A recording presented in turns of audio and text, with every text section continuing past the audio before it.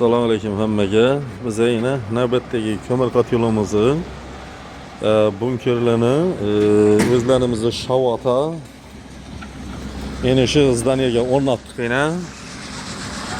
Eni shu zdaniyaga o'rnatdik. Eni shu biz zdaniyada novlaba deb so'rasangizlar, biz zdaniyada 21 yerda yana 1, 2, 3, 4, 5, 6, 7 dana batarya var bu zdaniyada bir yerinde.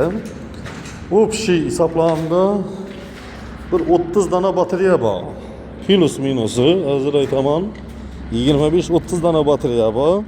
Keyin bir 100 kvadratlik topli polimiz var.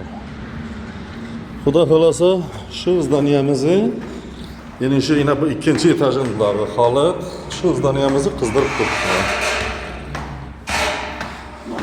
Kimi shuningdek xizmatlar kerak bo'lsa, ekrandan nomerlari bog'lanaverasizlar.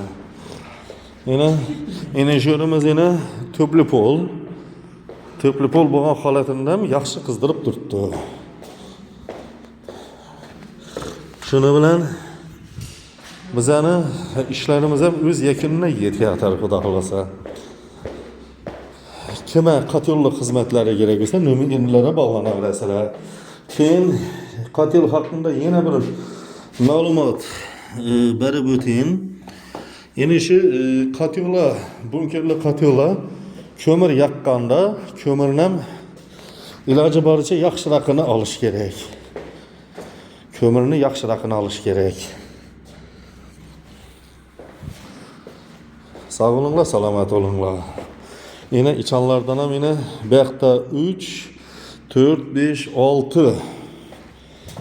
6 7, 8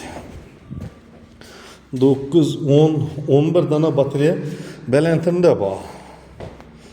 11 dana batarya balandda bor.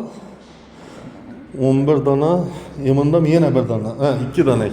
13 dana batarya balandda bor. 20, pastda 12, 32 dana batarya bilan 100 kvadrat topli pol.